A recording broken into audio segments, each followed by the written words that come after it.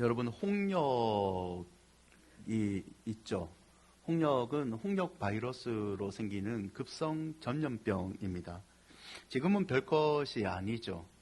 하지만 옛날에는 이 홍역 때문에 쩔쩔매곤 했습니다. 의술이 발달하지 않을 때 홍역이 마을을 쓸고 가면요, 여러 아이들이 죽었기 때문입니다. 그래서 아이가 홍역을 앓게 되면 온 정성을 다해야 이 병이 낫는다라고 생각을 했죠. 사람들은 홍역귀라는 귀신이 붙어서 홍역에 걸린다고 믿었습니다. 증상이 비슷한 무서운 질병인 천연두를 큰 손님, 그리고 홍역과 수두를 작은 손님이라고 불렀습니다. 예방접종도 치료법도 없는 당시에 질병의 신이 심술을 부리지 않도록 귀한 손님처럼 받들고 대접해야 된다는 의미이죠. 또 궁중에서 귀인에게 불렸던 호칭인 이 마마를 차용해서 천연두를 큰 마마, 그리고 홍역을 작은 마마라고 부르기도 했습니다. 마마신이 찾아와서 홍역에 걸린다고 생각한 사람들은요, 이 아이들 얼굴에 꽃, 홍반이죠. 꽃이 어느 정도 아물면 떡을 조금 떼어서 집으로 싸서 밖에 내놓습니다. 또 새 갈림길에 집을 십자 모형으로 깔아놓고요, 떡을 올립니다. 이 떡을 벼슬떡이라고 불렀고요.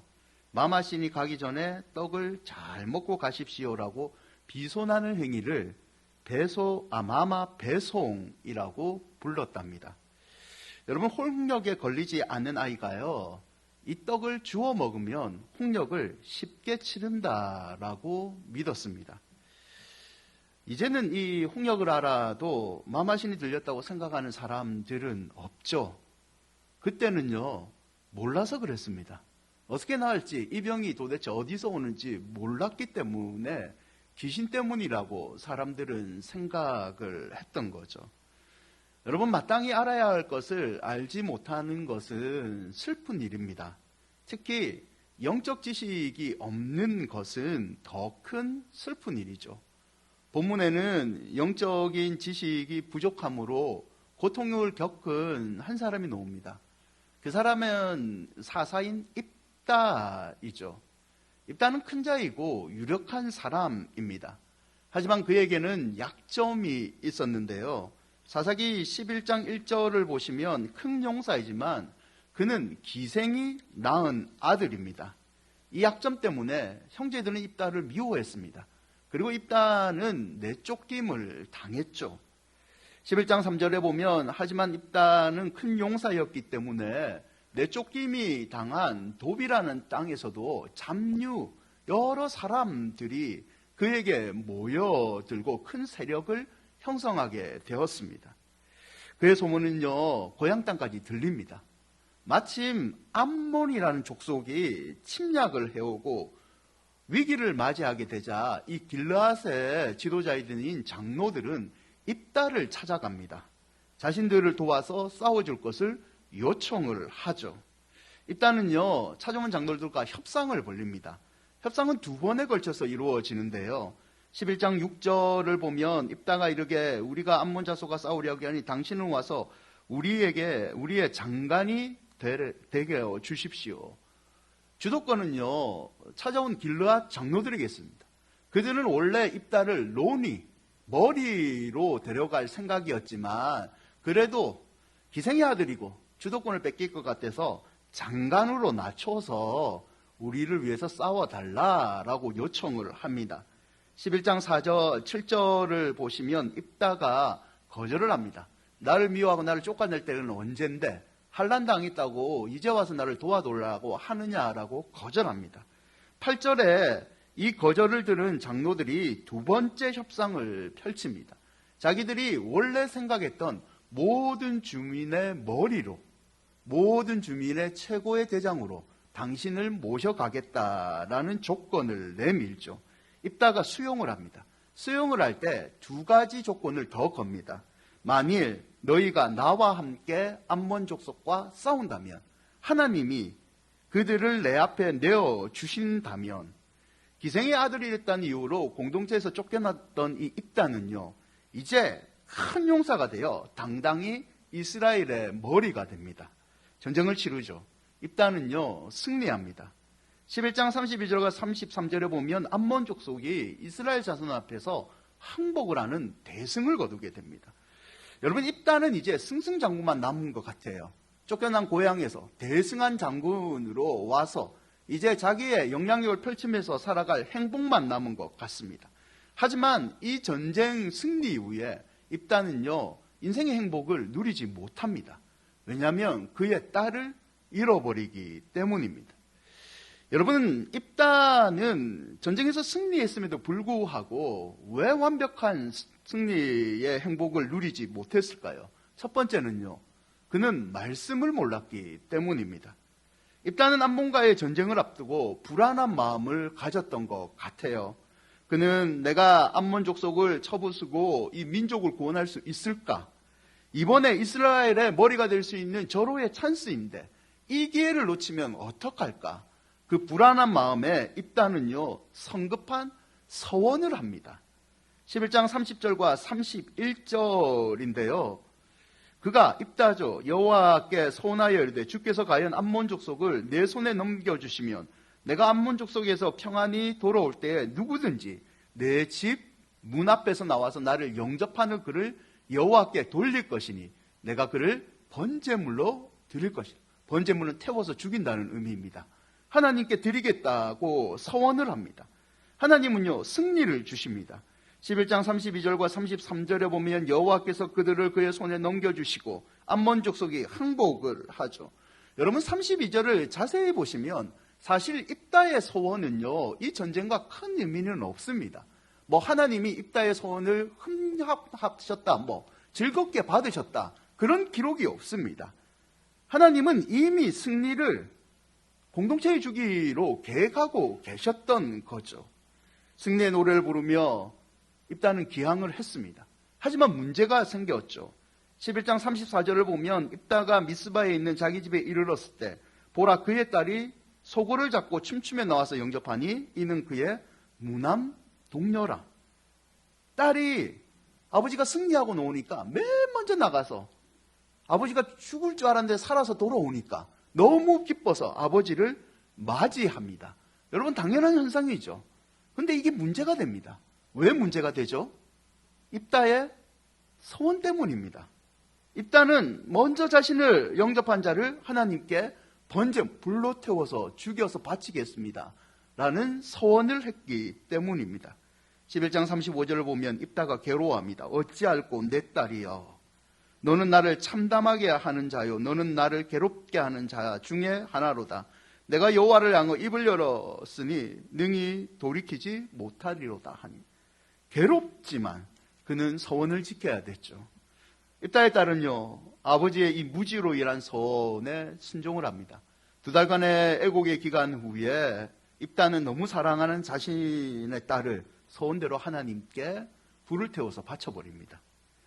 여러분, 입다의 서원은요, 말씀에 대한 무지가 가져오는 비극적인 결과를 우리에게 교훈해 주고 있습니다.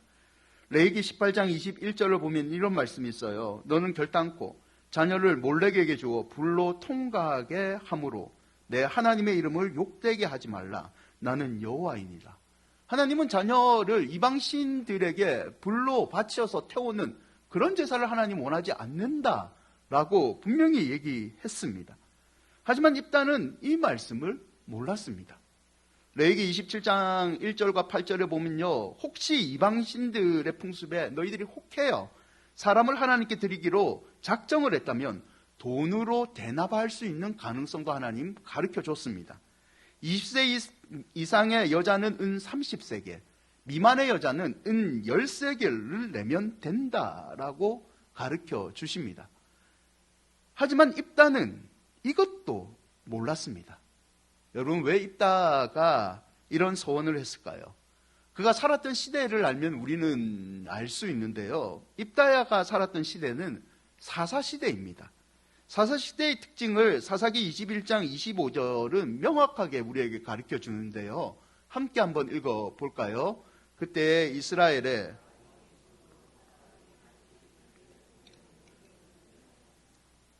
그때의 사사시대에는 사람이 자기 소견에 오른 대로 행했다는 거죠. 입다도 하나님의 말씀을 의지하지 않고 몰랐는지 알면서 모른 척 했는지 하나님의 말씀이 아닌 자기의 소견대로 행동을 했다는 겁니다. 여러분, 당시 암몬 족속은요, 입다가 싸웠던 그 암몬 족속이 자식을 불에 태워서 제사를 지내는 풍습을 가지고 있었습니다. 입다는요, 하나님의 말씀을 제대로 몰라서 자기가 상대해야 될 이방 족속이 가지고 있는 풍습을 그대로 따라서 한 겁니다. 어떻게 보면 기선제압이죠. 기싸움을 이기려고 했는지도 모릅니다. 여러분, 말씀에 대한 무지가 얼마나 비극적인 결과를 가져다 왔습니까? 호세아 4장 6절에는 하나님은 이렇게 경고하시죠. 내 백성이 지식이 없으므로 망하는도다. 내가 지식을 버렸으니 나도 너를 버려 내 제사장이 되지 못하게 할 것이요, 내가 내 하나님의 율법을 잊었으니 나도 내 자녀들을 잊어버리리라. 여러분, 오늘 우리는 말씀의 홍수 시대에 살고 있습니다. 클릭 한 번만 하면요, 우리가 마음만 먹으면 어디든지 좋은 말씀들을 좋은 질로 공급받을 수 있습니다. 여러분, 근데 이게 과연 좋은 것만은 아닌 것 같아요. 여러분, 홍수의 비극이 뭐라고 생각하십니까? 홍수의 비극. 홍수의 비극은요, 물이 너무 많아서 죽는다입니다. 여러분, 마땅히 알아야 될 말씀을 모르고 말씀을 가까이 하지 않고 내가 필요한 말씀을 들으면 아무리 말씀이 풍족해도 그 말씀이 나에게 독이 될 수 있다는 거죠. 두 번째는요, 입다는 책임을 몰라서 완벽한 승리의 행복을 누리지 못합니다. 입다는 하나님과 무관한 자신의 일방적인 이 소원으로 딸의 생명을 바치게 됩니다. 그리고 그 책임을요, 입다는 딸에게 돌립니다. 11장 35절을 보세요. 자기 옷을 찢으며 이르되 내 딸이여, 너는 나를 참담하게 하는 자다. 딸아, 미안하다. 이 말이 아니고 너는 나를 괴롭게 하고 나를 참담하게 하는 자다. 이 책임을 딸에게 돌리는 표현을 쓰고 있습니다. 여러분, 오히려 딸이요, 입다의 이 이기적인 명세에 순종을 합니다. 자기가 소원한 것도 아닌데 애곡의 시간을 아버지 2달만 주십시오. 친구들과 슬픔의 시간을 보내는 후에 11장 39절을 보면요, 소원대로 부친의 소원을 지키대로 도와줍니다. 입다의 이기적인 소원을 학자 오콜렛은요, 다음과 같이 해석을 합니다. 입다는 자기의 이기적 목적을 위해 여호와를 기계적으로 조정하려고 했을 뿐 아니라 인간의 생명까지도 담보로 행하는 이방적 행위를 감행합니다. 결론적으로 입다의 얘기는요, 자기의 이기적인 욕망을 채우기 위해 하나님을 이용해 먹는 샤머니즘 행위를 감행하는 오늘날 우리에게도 경고하고 있는 하나님의 메시지입니다. 단지 자기의 목적만을 이루기 위해 책임지지 않는 이 선과 약속은 자신과 타인에게 큰 아픔과 비극을 초래할 수 있다는 거죠. 여러분, 책임지지 않는 입다와 같은 모습은요, 다른 사람에게도 나타납니다. 사사기 12장 1절을 보시면 에브라임 사람이요, 승리하고 돌아온 입다에게 찾아옵니다. 그리고 시비를 겁니다. 네가 전리품을 가지고 왔을 것 아니냐, 우리에게 좀 나눠달라, 아니면 너와 내 집을 불살라 버리겠다, 전쟁하겠다라고 시비를 겁니다. 암몬 족속이 길르앗 지역, 입다가 살고 있는 길르앗 지역을 18년 동안 괴롭힙니다. 그때요, 에브라임 지파는 도와주지 않았습니다. 모른 척을 하고 있었습니다. 입다가 암몬을 치러 갈 때에요, 함께 치러 가자라고 제안도 합니다. 에브라임은요, 못 들은 척합니다. 우리가 상관없다. 그런데 정작 입다가 암몬을 격파하고 대승을 거두고 전리품을 챙겨오자 이 사람들 찾아와서요, 그 물건 우리와 나누자라고 얘기를 합니다. 여러분, 에브라임 지파의 이런 행동은요, 사사기 8장 1절에도 나타나는데요, 기드온이 미디안 족속에 싸울 때 에브라임 지파는 이렇게 얘기합니다. 에브라임 사람들이 기드온에게 이르되 내가 미디안과 싸우러 갈 때 우리를 부르지 아니하였으니 우리를 이같이 대접함은 어찌 됨이냐 하고 그와 크게 다투는지라. 미디안과 싸우러 갈 때 기드온이 분명히 요청을 했습니다. 나팔을 불고. 에브라임 지파는 참여하지 않았습니다. 대승을 거두고 돌아오니까 항상 전쟁만 끝나면 이 사람들은 용감하게 내 노량물을 나눠달라라고 얘기하는 사람들이죠. 이따가요, 시비 거는 이 에브라임 지파에게 차근차근 설명합니다. 하지만 에브라임 사람들은요, 길르앗 사람들을 도망자라고 오히려 조롱합니다. 결국 싸움 벌어지고요, 입다는 에브라임을 치고 맙니다. 여러분, 여기서 에브라임의 문제가 뭐라고 생각하십니까? 그들의 문제는요, 하나님이 주신 의무와 책임을 다하지 않은 겁니다. 에브라임 지파는 힘이 있는 지파입니다. 가나안의 정복을 마친 뒤에 여호수아가 12지파에게 땅을 나눠주잖아요. 에브라임 지파에게는 비교적 비옥하고 방어가 쉬운 언덕이 많은 팔레스타인의 중부 지역을 줍니다. 중심 땅을 준 거예요. 점차 세력이 커지고요, 지파의 총회를 주최할 정도로 건강하고 세력이 큰 지파로 성장합니다. 여러분, 실로, 베델 한 번쯤 들어보셨죠? 이 성소의 중심지 도시들이요, 에브라임 지역에 있습니다. 그만큼 강한 지파이죠. 하지만 그들은요, 전쟁의 결국은 노량만 갖고 싶어 하지 하나님과 하나님 백성들을 위해서 싸울 열은 책임은 지지 않습니다. 자신이 해야 될 영적 업무는 뒤쪽으로 제쳐두고 권리만을 주장하는 연약한 우리의 모습과 비슷하다는 거죠. 여러분, 사람들은요, 책임에 대해 말하기보다는 책임에 대한 권리를 주장하기를 좋아합니다. 그러나 권리의 크기는 책임의 수준에 비례를 하죠. 성경은 권리보다 책임을 더 강조합니다. 또한 하나님께서는 맡겨주신 일에 사명, 책임을 다하는 사람을 더 축복하시는 거죠. 생각해보면 저와 여러분은 아담의 후손이잖아요. 아담의 후손이기 때문에 우리는 책임 회피하는 게 너무 자연스러운 본성입니다. 하지만 우리는 아담의 후손이지만 동시에 예수 그리스도의 자녀입니다.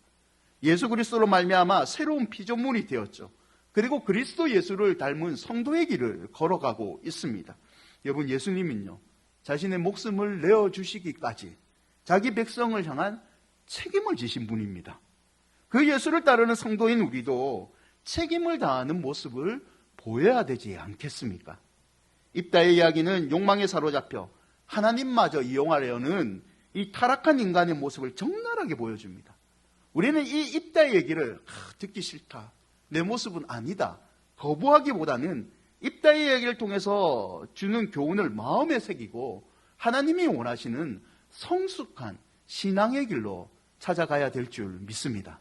여러분, 그러면 성숙한 신앙을 얻기 위해서는 우리는 어떻게 해야 될까요? 첫째는요, 하나님을 찾으셔야 됩니다. 사실 암몬과의 전쟁은요, 입다의 능력과 협상과는 전혀 상관이 없었습니다. 하나님의 개입이 이 전쟁의 키였죠. 열쇠였습니다. 사사기 11장 32절인데요. 함께 읽어볼까요? 이에 입다가 암몬 족속에게 이르러 그들과 싸우더니 여호와께서 그들을 그의 손에 넘겨주시고, 여호와께서 암몬 족속을 입다의 손에 넘겨주신 겁니다. 그리고 여호와께서 대승을 거두게 만드신 거죠. 입다의 승리는 그의 능력과 협상이 아니라 하나님의 긍휼하심에 달려 있었던 거죠. 여러분, 결국 성도가 승리하는 비결도요, 하나님과의 관계에 있습니다. 하나님을 찾지도 않고 구하지도 않은 자에게 하나님도 멀리하십니다. 스바랴 1장 6절인데요. 여호와를 배반하고 따르지 아니하는 자들과 여호와를 찾지도 아니하며 구하지도 아니하는 자들을 멸절하리라. 내가 멀리하겠다는 말씀이잖아요. 반대로 하나님을 찾는 자는 하나님이 책임져 주십니다. 이사야 55장 6절과 7절인데요. 함께 한번 읽어볼까요? 너희는 여호와를 만날 만할 때 찾으라.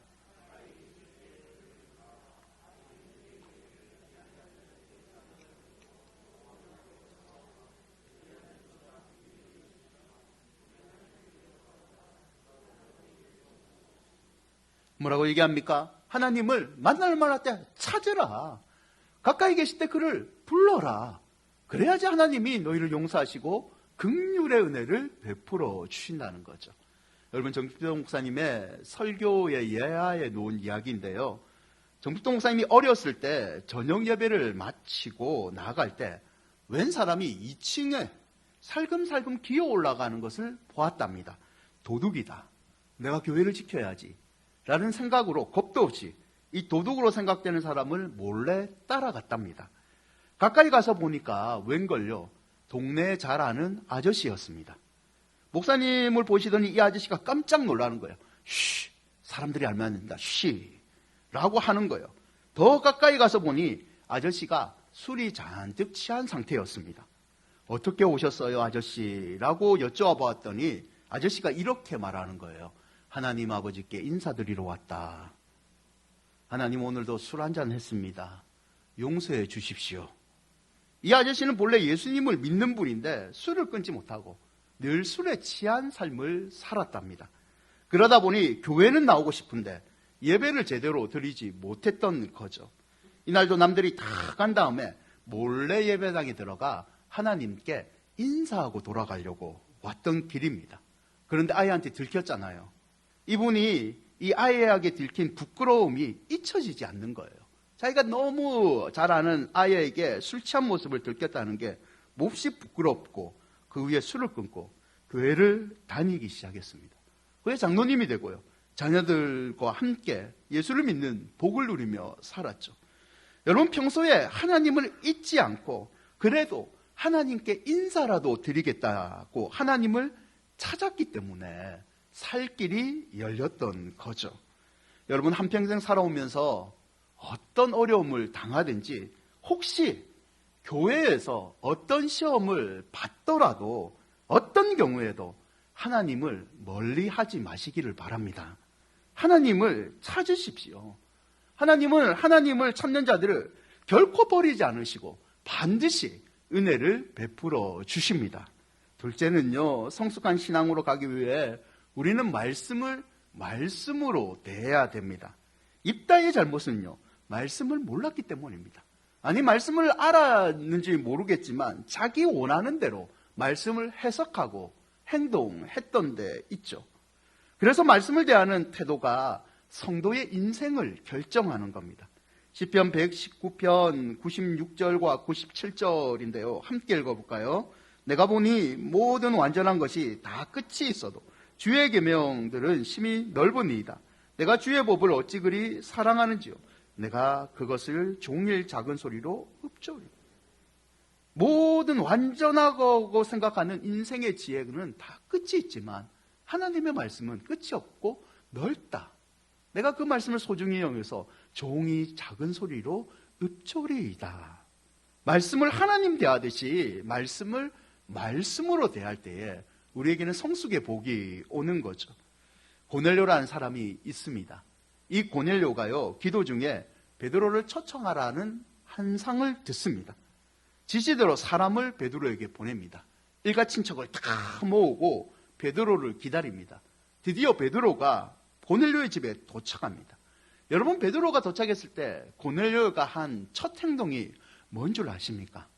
사도행전 10장 25절을 한번 보세요. 마침 베드로가 들어올 때 고넬료 집에 왔다는 말이죠. 고넬료가 맞이합니다. 그리고 어떤 행동을 합니까? 발 앞에 엎드려 절하니. 여러분, 베드로에게 절을 합니다. 베드로를 통해 말씀하신 하나님을 경배하는 행동이죠. 여러분, 이 고넬료의 행동을요, 우리는 쉽게 생각해서는 안 됩니다. 10장 1절을 보시면요, 고넬료를 소개할 때 성경은 이렇게 기록했습니다.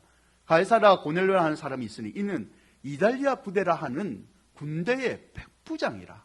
사회적 지위와 경제적인 능력과 자기를 따르는 사람들도 어느 정도 많은 영향력 있는 사람입니다. 하지만 그는 말씀을 가지고 있는 베드로에게, 세상적인 눈으로는 보잘것없는 그 베드로에게 경배를 한 겁니다. 왜요? 베드로가 하나님의 말씀을 전하기 때문에 말씀을 말씀으로 대하는 태도를 보여준 거죠. 신명기 8장 1절에서 3절인데요. 조금 긴데요. 함께 읽어볼까요? 내가 오늘 명하는 모든 명령을 너희는 지켜 행하라.